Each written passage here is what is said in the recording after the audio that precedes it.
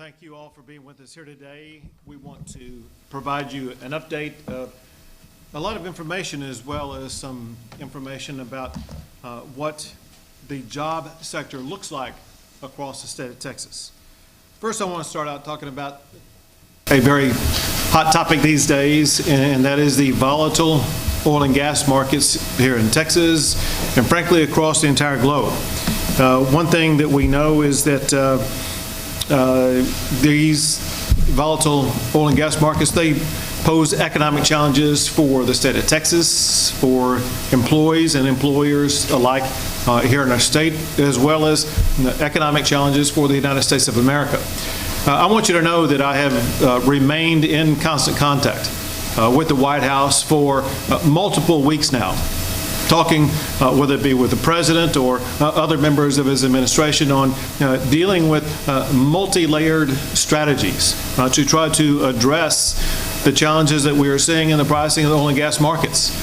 I mean, the fact of the matter is we have a flood of supply and a dry up of demand.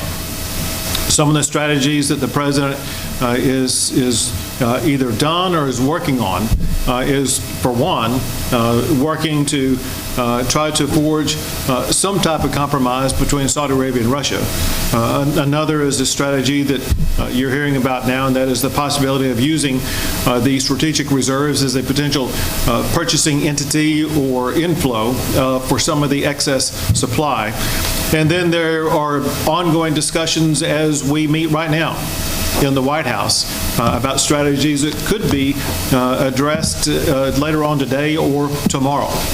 Bottom line, I know for a fact from the president, from his administration, that they care very much about the oil and gas sector and its impact on the state of Texas, the economy in Texas, the job sector in Texas, but also the bigger picture. The bigger picture is that we as a nation have become energy independent, and that energy independence matters a whole lot to us as a nation. And we need to make sure that that energy independence will be able to remain going forward, and that requires the ability to maintain the robust energy, oil and gas production infrastructure that we have in this state. Another thing that I would like to say about this, and that is, even though what happened price-wise overnight was truly unprecedented, and what continues today would be unprecedented, the truth is that over the history of oil and gas production, both in Texas and globally, there have always been ups and downs in the prices of oil and gas. And time after time after time, whether it be businesses in Texas or elsewhere around the globe, we've been challenged. But also we've seen time and again the way that both Texas and the United States have been able to rebound from those challenges. And I have no doubt that here again we will be able to rebound from this. However, in the meantime, we as a state, we as a nation, want to make sure that we are doing all that we can to try to protect and aid and support all of the men and women who are working in the oil and gas sector because they have bills to pay, they have livelihoods to take care of, they have families to take care of. And so we want to be a part of the solution in helping the oil and gas sector here in the state of Texas. Second thing that I want to cover is just to give you an update about the way the numbers are progressing with regard to testing and certain other facts in the state of Texas, and provide you some context for those numbers. First, the number of Texans who have now been tested for whether or not they have COVID-19 exceeds 200,000, actually is 205,000 plus some. To give you some context, just 4 days ago, that was at 169,000. Bottom line is we continue this ongoing increase in the number of people who are being tested, and as I will explain here shortly, you will be able to see an even more dramatic increase in the number of people in Texas who are being tested. Those who test positive are 19,945 as of my last numbers earlier today. showing once again that over this length of time that we've been doing testing in the state of Texas, the number of people testing positive in relation to those tested has remained at or just under 10%.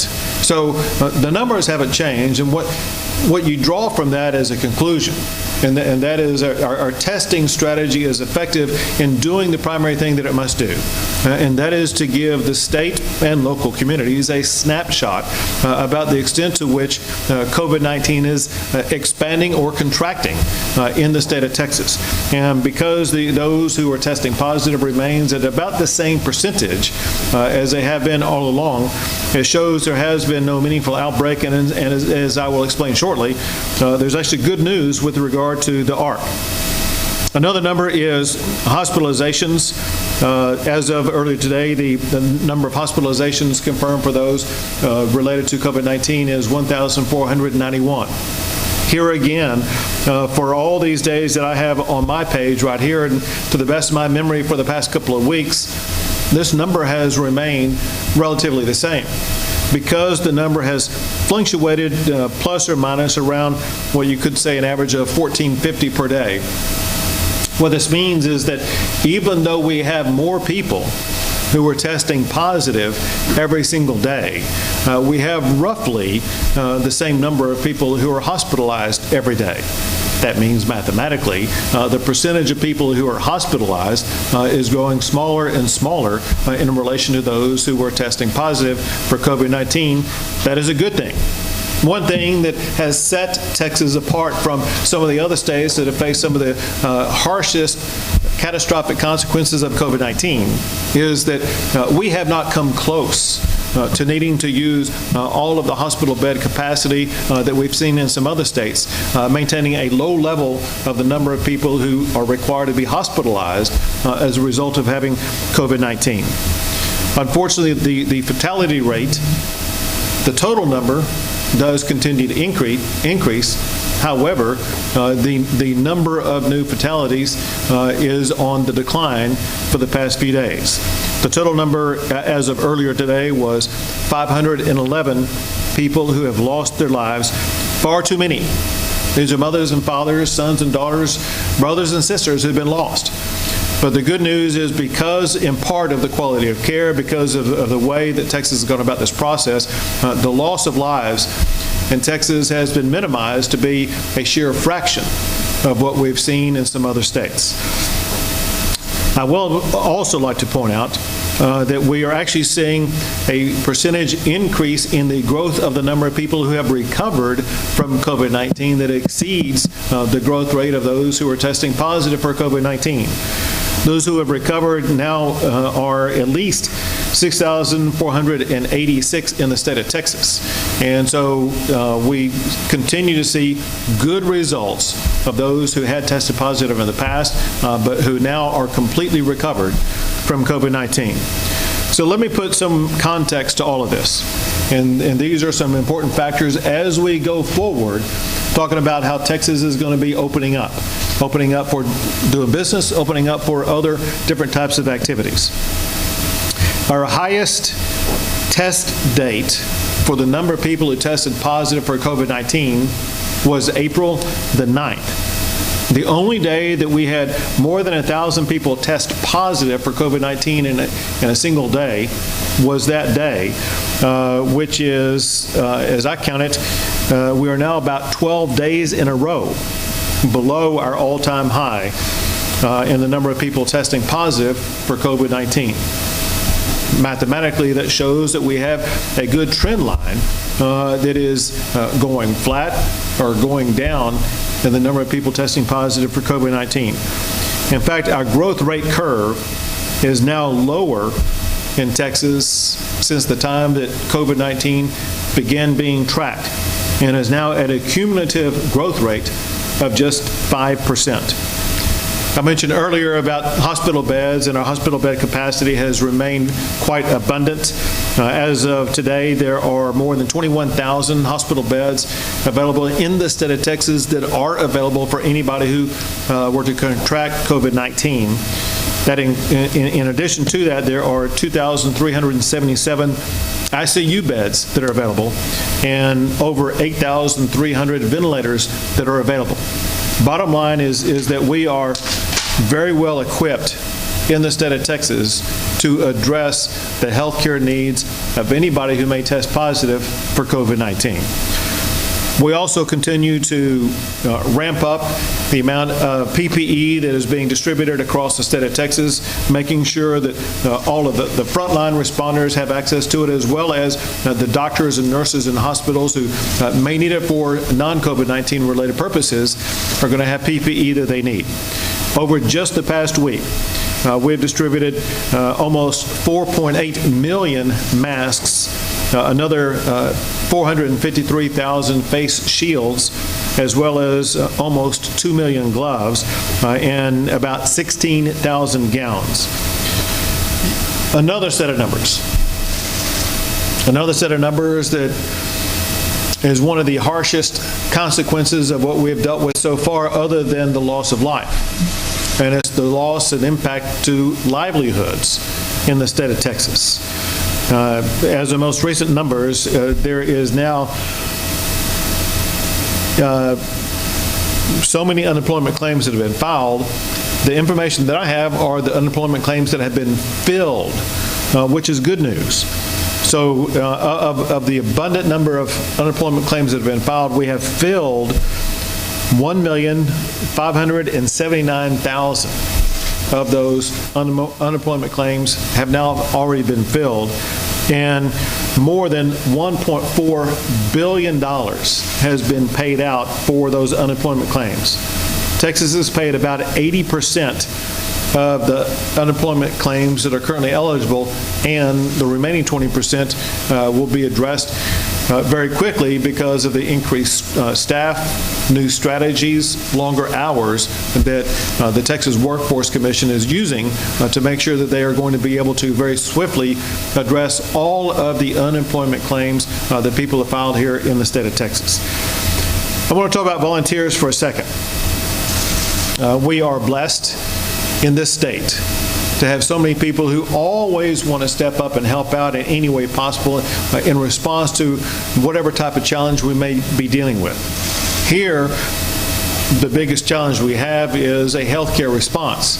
Here, we're having a lot of people in the state of Texas who want to step up and lend their services to help out in responding to COVID-19, and that includes those who work in hospitals and healthcare facilities. We want to make sure those facilities remain adequately staffed in order to respond to any type of COVID-19 spike, especially as we go through the process of opening up Texas for more people to go back to work. Now, we have not experienced a shortage of healthcare workers yet, but as COVID-19 may continue to impact our state, we want to encourage all available medical personnel to register with the Texas Disaster Volunteer Registry at texas.gov. So you can go to texas.gov and you can find a location online where you're going to be able to register to sign up so you can provide your services in the event that they are needed. And remember this, as a volunteer, you always have a choice to accept a potential assignment, meaning that if you get an assignment that you don't like or you don't want, or a location that you don't want to go to, you don't have to go. So it's all voluntary, but just know that your assistance makes a difference in the state of Texas and our ability to respond to this, but more importantly, a difference in the lives of others, in the lives of your fellow Texans. Additionally, hospitals and nursing homes and other healthcare facilities can request volunteers through that same site at texas.gov. And so if you are a hospital, healthcare facility, and you're looking for volunteers to assist you in providing healthcare, please go to that site where you can make a connection with those in the healthcare field who can provide you personnel to assist your needs.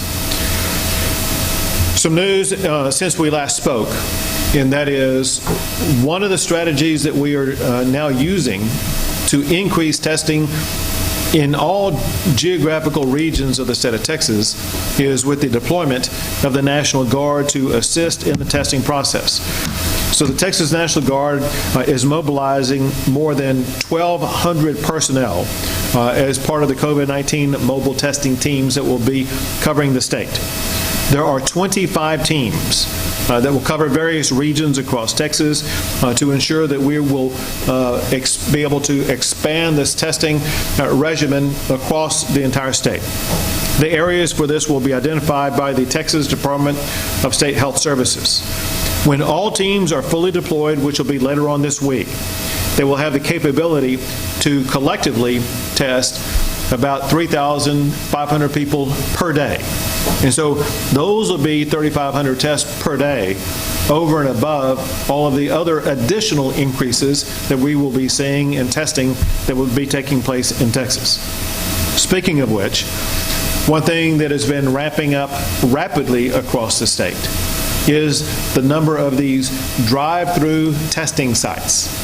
You cannot go a day without seeing multiple stories in different regions across the state about new drive-through testing sites. And there's no way that I can catalog all of them. What I can tell you is that more than 60 drive-through testing sites are now operating across the state, with more coming through public and private means. I'm going to list just a handful that opened up in just the last few days. 2 Walgreens drive-through testing sites in Harris County, 1 Emergency Diagnostic Solutions drive-through testing in Weslaco. Ector County announced a new drive-through testing site. Galveston County Health District drive-through testing site opened up in Texas City. Texas Health Hospital Fort Worth South drive-through testing in Fort Worth. Post-acute medical rehabilitation hospital drive-through testing site in Allen, Texas. Advent Health drive-through testing site in Killeen. Fort Bend County and Access Health drive-through testing site. Healthcare Express offering drive-through testing in the Wake Village Clinic in Texarkana. 3 specialty hospitals in San Antonio offering testing in their parking lots. Central Health reopening 4 drive-through testing sites in East Travis County. Free testing site for first responders in Edinburgh. By this Friday, there will be 2 more of these in Dallas and Fort Worth. One of the reasons why I want to emphasize this is, as we have seen an increase in the number and locations of these drive-through testing sites, I have received images of a lot of these testing sites being vacant or poorly attended. Now, I don't know if it's because people are feeling like they don't have any symptoms, they don't have any need to go be tested, or if inadequate information is being provided to the public about the location and availability of these sites. We will be providing more information about some of these sites later on this week, but I urge all public media outlets to be sure and share information about these drive-through sites so that more people from these locations will be utilizing these sites for the purpose of being tested for COVID-19. Some other new information concerns SNAP and SNAP online approval. Texas will begin allowing people to purchase groceries using the Supplemental Nutrition Assistance Program benefits.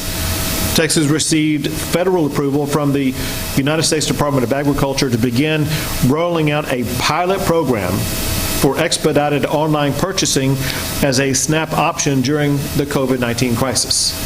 Texas Health and Human Services Commission will implement the pilot program so SNAP recipients can log into their account at yourtexasbenefits.com for information about this feature, as well as information about available retailer and regions that will be participating.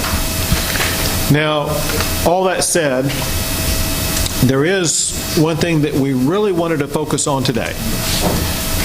We know that Texans really want to get back to work. It's kind of part of the Texas DNA. And there's been a yearning to work ever since the first day that work was shut down. That is one reason why I and my team have been working swiftly on a program to get Texas back to work. I do want you to know that, as you know, I said that I would be making an announcement this coming Monday on April the 27th about next steps for opening up Texas. The good news is this, and that is our team has received a lot of information from the public, from various different private sector businesses that are prepared to open up their doors as soon as possible. And they are providing us with information and strategies about what they consider to be the safe ways they can open their businesses while also containing the spread of COVID-19. So we are marshaling that information and we are sharing it with our doctors. Our doctors are poring over it. They're already making some suggestions as well as approvals of different types of businesses that we will be able to announce here in just a few days. We'll be able to open up. So the good news is that Texas is prepared to be taking very positive steps toward opening up our state and finally ensuring that we're going to have more of our employees going back to work, more of our employers opening their doors for their employees as well as for customers. That said, in the meantime, I want to share information with the public about so many job openings that are out there. Believe it or not, we have close to 500,000 jobs that are available as we speak right now. And so there are a lot of different types of job openings. We have, you can see in this one slide, the job openings in Texas. First, if you want to find one of these job openings, you can go to that website address, which is workintexas.com. Again, if you're looking for a job, if you're interested for a job, we will be showing you during the course of my presentation over the next 5 minutes different regional locations across Texas. But one stop shopping location for you to look for those jobs would be at www.workintexas.com. As I said, there's nearly 481,000 jobs posted across Texas already. And companies are hiring statewide at big and small companies alike. Some here, and I'll give you more here in a second. You got Amazon, you got H-E-B, you have Randall's. Texans can go to that location and they can search that website either by city or by zip code. Next, we have a map showing different regions that are defined by the Governor's Economic Development and Tourism Regions and Workforce Development Boards. And this just shows you a colored map of regions that I will go into next to give you a feel for where these jobs are available. The next thing we have is what are called workforce solutions. So in addition to going to this one site that we have at the state of Texas, job seekers can connect with local workforce boards to find a job. Local workforce solutions are available to employers and employees of all sizes. These services are available to both employers as well as job seekers at no cost. So let me emphasize that. You're not going to go to this and have to pay something in order to be able to be connected to a job. This is a service the state of Texas provides where we want to connect employers with employees who are looking to fill the slots that the employers have available. Next slide. So we're going to go through regions now. And let's just start with Central Texas and give you an idea about some of the types of industries that are hiring and some of the companies that are doing the hiring. One is technology, and so you have Amazon corporate offices that are available to hire people in the technology sector. We have healthcare, which may go without saying whether it be in this region or any region. There will be an abundance of healthcare jobs available in the Central Texas region. You have Ascension Seton as well as Baylor Scott and White that we know are hiring. Next we have North Texas or Central Texas. There's North. Go back. Which one was next? The Central Texas Workforce Boards. Let me see what we got here. So for Central Texas, you can see that geographic region outlined in pink. Hopefully it's showing up for you as you're looking at it in pink. That would be categorized as the Central Texas Workforce Board region. And there are multiple organizations that you can go to online in that region to look for a job if you happen to live in that particular geographic region. We have the in Central Texas, we have the Workforce Solutions, CTX.com. Heart of Texas, the HOTworkforce.com. West Central Texas, WFSWCT.org. Alamo region, the Workforce Solutions, alamo.org. Golden Crescent, we have the GCworkforce.org. Around the capital area, the WFScapitalarea.com. And rural capital, the Workforce Solutions, RCA.com, are all locations that you can go to looking for a job. Next, we have North Texas, and some of the industries, sectors that are hiring in the North Texas area include finance, aerospace, and healthcare. Some of those who are hiring include Fidelity Investments, Lockheed Martin, UT Southwestern Medical School. These are high-paying, good-quality jobs that these employers are looking for employees. So in the North Texas Workforce Boards, you can go to one of these locations to try to find a job that may be along the lines of what you're looking for. In the Dallas-Fort Worth area, you have www.dfwjobs.com. Greater Dallas, you have the WFSDallas.com.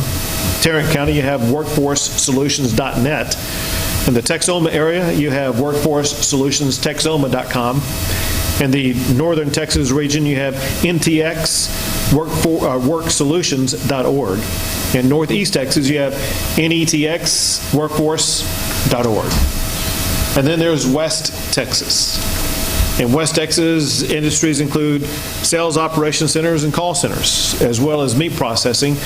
Who's hiring? Well, we have Charter Communications, VXI Global Solutions, Sitel, as well as Lone Star Beef Processors. And when I list these employers who are hiring, of course, that's not all of them that are hiring. That's just a sample of those who are hiring. To find more jobs in that region, go to the West Texas Workforce Boards. That includes the Borderplex region, which is www.borderplexjobs.com. You have the Concho Valley region, which is cvworkforce.com. The South Plains area, which is www.workforcesouthplains.org. Panhandle, you have WSP or WSPanhandle.com. And the Permian Basin would be workforcepb.org. And then there is East Texas.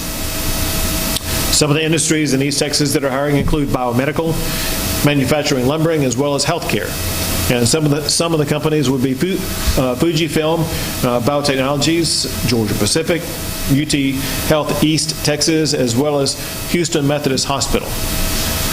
And then we have the workforce boards in that region that all employees can go to if they are interested in a job in that region.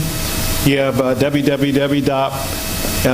for Deep East Texas, DETwork.org. For Brazos Valley, you have BVjobs.org. For Pure East Texas, you have EastTexasWorkforce.org. For the Gulf Coast region, you have WRKSolutions.com. And for Southeast Texas, you have SETworks.org. Next, we have South Texas, and again, some of the industries in South Texas include aerospace, healthcare, and transportation. Who's hiring? SpaceX, South Texas Health System, as well as Royal Freight. And places that people can, in those regions in South Texas, can go to if they're looking for a job include in the Cameron County area, WFScameron.org. In South Texas writ large, you have www.southtexasworkforce.org. For the lower Rio Grande Valley, you have www.wfsolutions.org. For the middle Rio Grande Valley region, you have www.wfsmrg.org. And for the coastal Bend region, you have workforcesolutionscb.org. And so that is just basically a rough outline of what is available out there. But going back to recap, There's so many people in Texas. They want to get back to work. Some may have jobs waiting for them. Some may have employers that will not be there anymore, and so you will be looking for a new employer. We have almost 500,000 jobs that are waiting for you right now in regions across the entire state of Texas. Take a look at these websites that you can go to, explore the jobs that are open right now and available to you right now that you can apply for right now so that you can get back to work quickly as we do go about the process of reopening Texas for you to go back to work. At this time, I will pass it over to Dr. Hellerstedt. Thank you, Governor. Again, thank you for that excellent summary of the status of COVID-19 in the state of Texas. We continue to see things that are very hopeful signs. We want to see those trends continue over time so that we can be confident that we have, in fact, passed this phase of the battle, if you will. We talk about this as a war. The war is not over, but there are signs that we are winning this first battle of COVID-19. And we're seeing that in the rates of new infections around the state.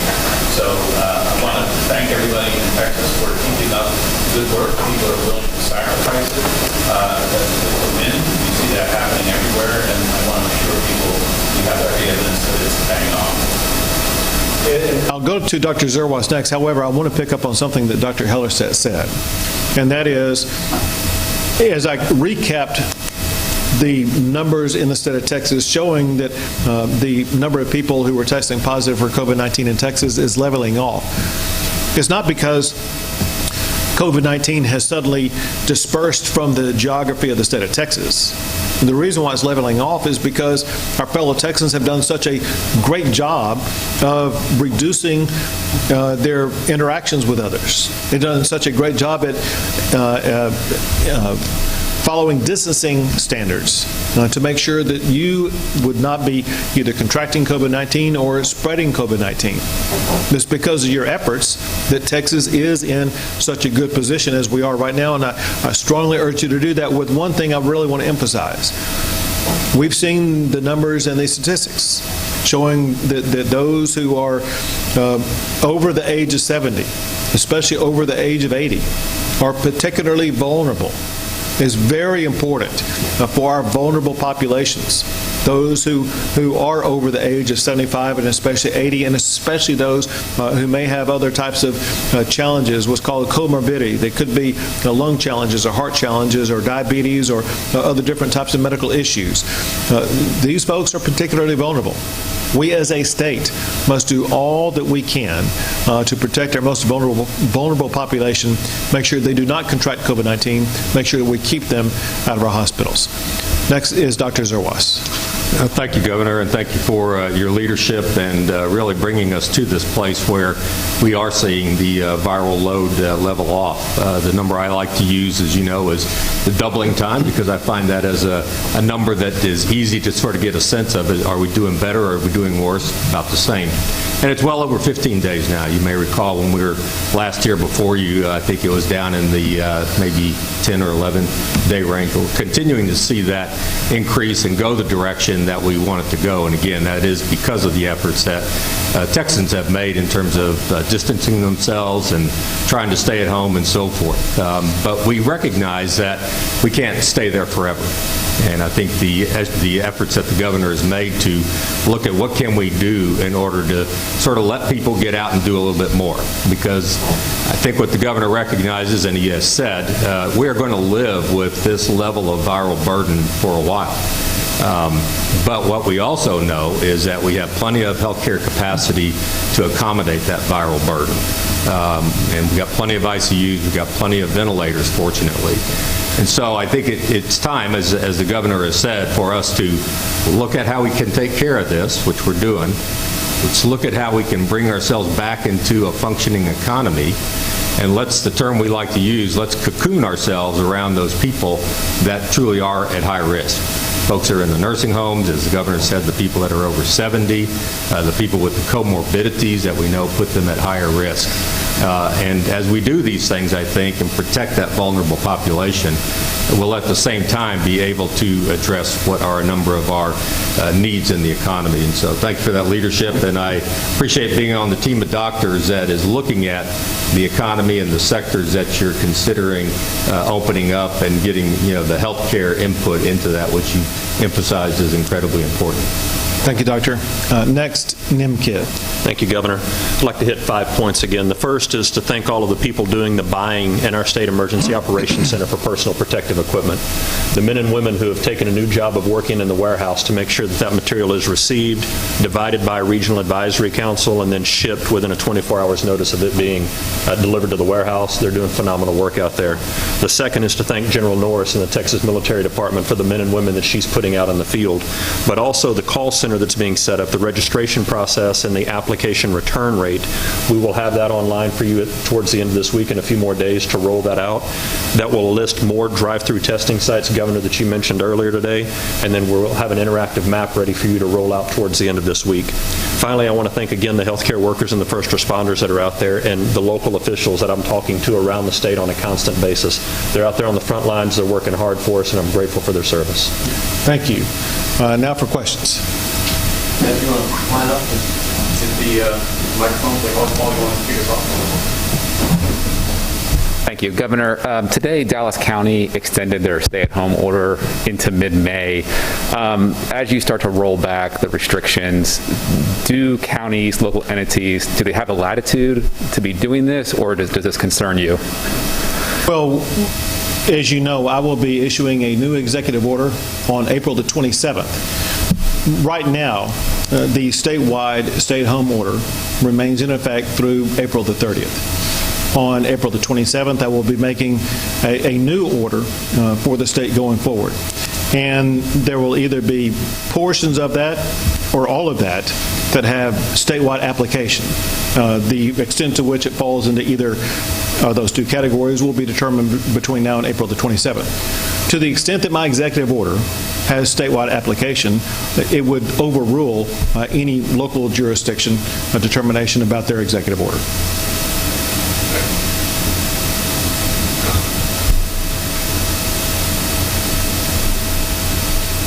Governor, excuse me, the appointment of the task force on strike force on Friday, it's been noted that there are people with whom you have a very high comfort level. A lot of them have been contributors to your campaigns. Most of them are CEOs or presidents of corporations. And I guess my question is, since we're all in this together, it seemed like there was not a lot of representation from small business or local elected officials or workers. And I also wondered if you could tell us a little bit about the process of selecting the chairman and the CEO, particularly Mr. Toomey, who has a background as a lobbyist and a long political pedigree. I didn't know whether you thought about someone who might kind of rise above the political level for that kind of assignment. So we had one objective in that type of assignment, and that is a person who knows how to deliver quick results. That requires somebody who is thoroughly familiar with capital operations, with every nook and cranny of every agency in the state of Texas, who understands the budget process in the state of Texas, who understands the budget process of drawing down funds from the federal government and applying those funds on a statewide basis. Someone who has years and decades of service of working in this state. Someone who has served as a chief of staff for 2 governors in the past and has a knowledge base based upon that, but important to me, someone who was not a registered lobbyist, and that's why Mike Toomey took status of deregistering as a lobbyist. But wouldn't he still...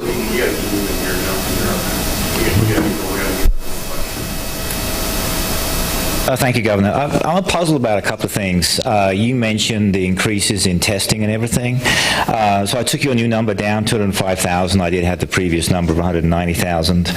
But even if I factor that into an account, we're only testing 1 in 141 people. To put it in comparison, our neighboring states, Louisiana is testing 1 in 33. Oklahoma, they're the worst compared to our neighbors, 1 in 99. And New Mexico, is 1 in 54. So how can you possibly claim that we're ready to open up when we have no idea what we're dealing with, given that our neighboring states, at the minimum, are doing 50% better or doing over 200% better in testing their population? So we have two things that are taking place as we speak right now. We have this medical team, which includes Dr. Hellerstedt, Dr. Zerwas, in addition to Dr. McClellan and Dr. Parker Hudson. They are working on a testing and tracing strategy that will outline exactly how we're going to go about the process of doing what is needed to be able to monitor our communities for any potential expansion of COVID-19. That will require an increase of up to anywhere between 25 and 30,000 tests per day. That they feel that would be an adequate number in order to do this, understanding this, and that is Dr. Parker Hudson is the person in charge of the UT Dell Medical School for tracing and tracking COVID-19 and knows exactly what he's doing, and Dr. Mark McClellan has written so many papers on this, you can't even count them all. So they have a grasp for the amount of testing that's needed. Then also one thing that we know is what the incoming supply of testing capabilities looks like. We have clear visibility with regard to the number of collection equipment that is needed, and then the testing equipment that is needed. You have begun to see an outline of some of that today with the addition of 3,500 tests per day just by what the National Guard is doing. That does not include the vast amount of increase that we're going to see on the private sector side in the number of tests that are being conducted.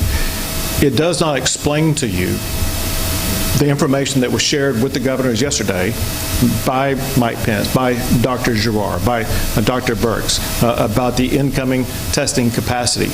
It does not include the details about the new types of swabs that are being used. It doesn't include all of the massive increase in the amount of Abbott lab testing that's going to be used, as well as other new types of testing that's coming down the pike, and the vast increase in the amount of all that testing.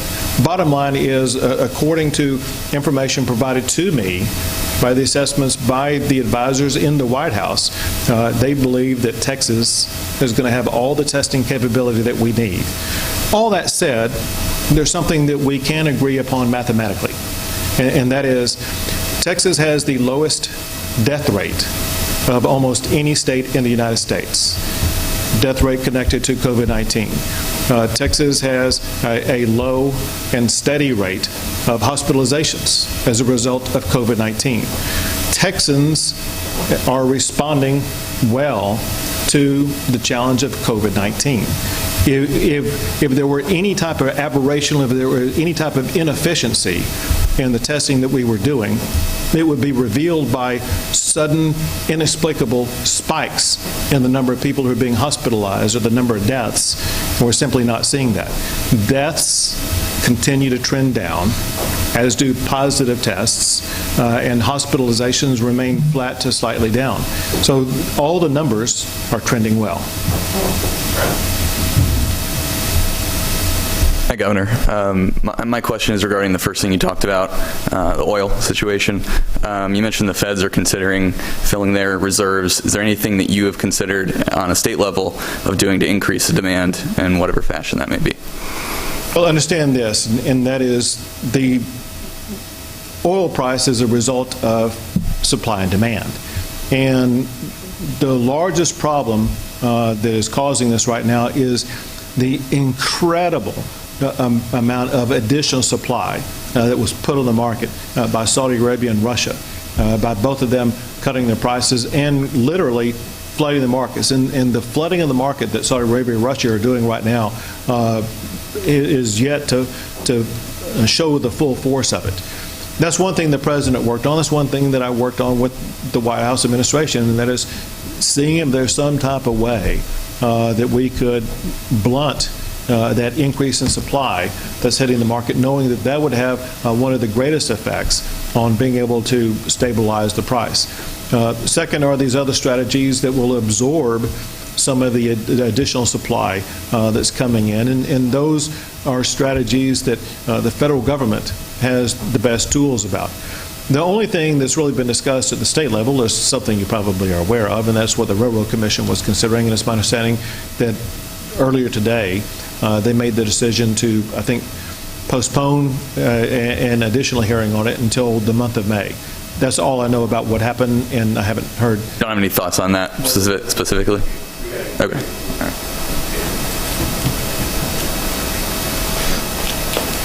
Hi, Governor. This is a follow-up to an earlier question. Early data shows that the virus has disproportionately impacted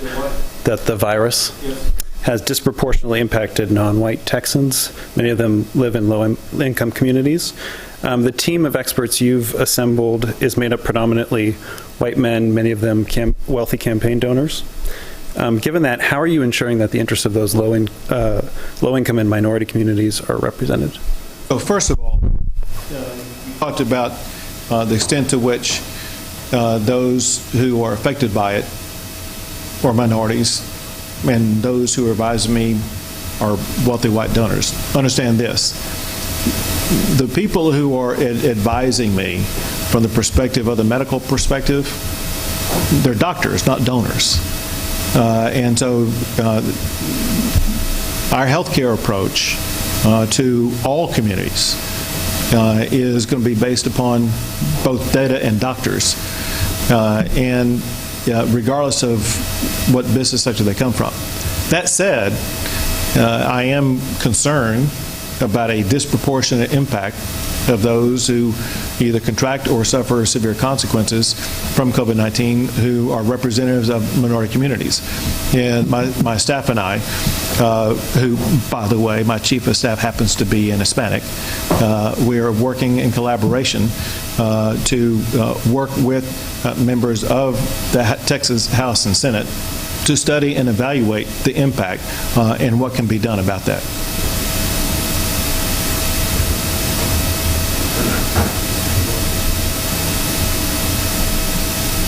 Thank you, Governor. President Trump made comments last night about the possibility of suspending immigration. Are we prepared to handle that here in Texas, and what was kind of your personal reaction to that?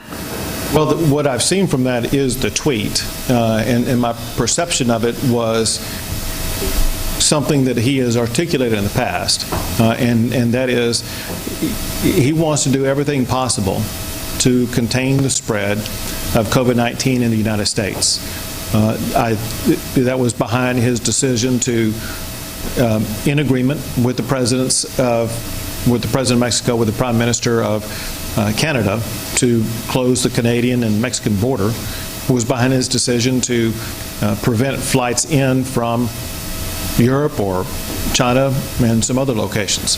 I think, as I interpret what he's saying, his goal is he wants to enhance his strategies to reduce further importation of COVID-19 until we can gain control of this disease and its impact on our country.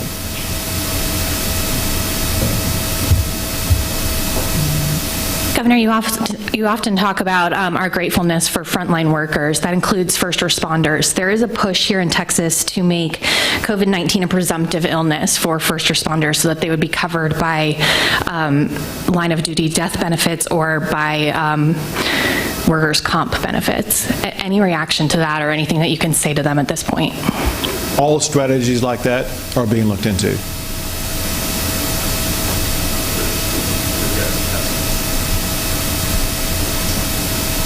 Last night, Lieutenant Governor Dan Patrick doubled down and said there are more important things in living and that we need to take risks when talking about the importance of reopening the economy. Do you agree with this assertion? If so, does this mean that there is some consideration of possibly accelerating the process of opening businesses? And is there a number of cases and deaths where you'd be comfortable in accelerating this process?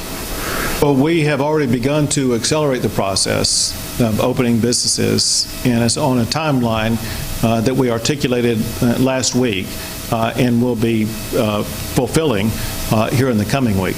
It is a timeline, by the way, so you'll know, that the Lieutenant Governor and I have spoken about for a long time. So since COVID-19 first arose, the Lieutenant Governor and I have communicated pretty much every single day including yesterday. And that includes our discussions about what good timelines are to address opening Texas up for business, and understanding that it needs to be done in conjunction with best advice from some of the best doctors in the United States of America advising us. The good news is we have doctors who are looking at the data, looking at the science, looking at the reduction of the spread, who are working with us on ways that we will be able to begin the process of opening Texas up for doing business. To follow up to an earlier question, you had talked about how the statewide order overrules local orders, but we've seen that the Colleyville Mayor, Richard Newton, had issued a proclamation that goes beyond your order, and those will go into effect this Friday, allowing for people to eat at restaurant patios. And do you condone orders like that are in the face of yours, and will you take any action to ensure that they don't go into effect ahead of your new restrictions on Monday? Well, I had the chance to read his proclamation, and from everything that I could tell, what he wrote in that proclamation, he made deference to the executive order that I issued. It seemed like he was writing his policies in a way that tried to parallel or be in agreement with what was in my executive order. I mean, look at what he said with regard to additional types of medical practices, et cetera. And so to the extent that there may be a strategy that he's implementing that he thinks may be consistent with my executive order, I'm sure my staff will just talk to him and make sure he understands what is in agreement, which I think much of what was in his proclamation is in agreement with my executive order. If there's something not in agreement, we'll be happy to talk to him about it. Thanks, guys. Appreciate it.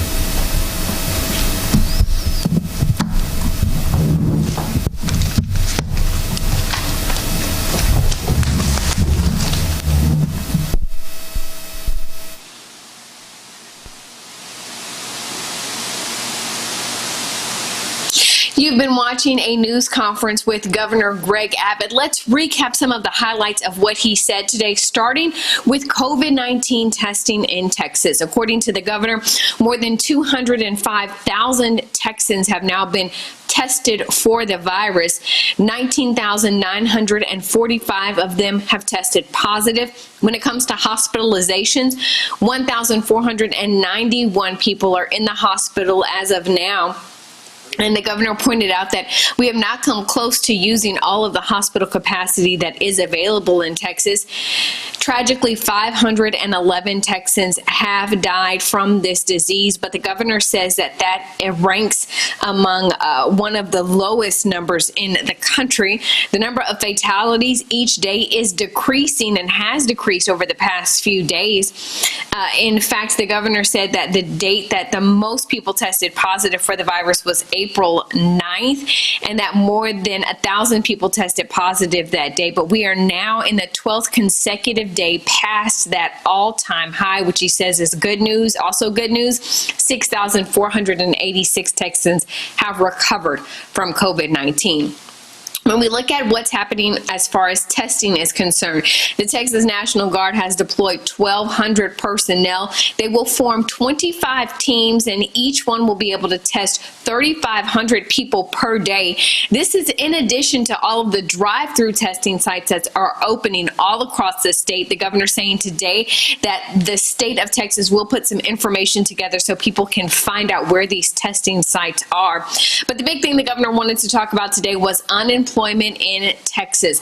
Right now, the Texas Workforce Commission has filled more than 1.5 million unemployment claims. They've paid out $1.4 billion to Texans. That's about 80% of all of the eligible claims that have been filed. And the big thing the governor wants people to know is that there are jobs in Texas. There are nearly 481,000 jobs posted right now. You can find more information about them at workintexas.com. Also, the governor is encouraging people to use Workforce Solutions. This is a free regional service to connect employers with employees. You can go to workforcesolutionsctx.com if you live here in Central Texas. And diving more into Central Central Texas. Governor Abbott says some of the big industries hiring here locally are technology and healthcare. He says Amazon, Ascension Seton, and Baylor Scott & White are just some of the employers that are hiring right now. You can find more information again about that at that workforcesolutionsctx.com. Another big thing that the governor said today that we want to point out is that the Department of Agriculture has approved for Texas to allow SNAP recipients to buy their groceries online. You can just go to yourtexasbenefits.com, and there's going to be more information about this pilot program. Now, we're going to keep you updated on more of the things the governor said today at 5 and 6 and 10 on KVUE News. But as for now, we're going to return you to your regular programming that is already in progress.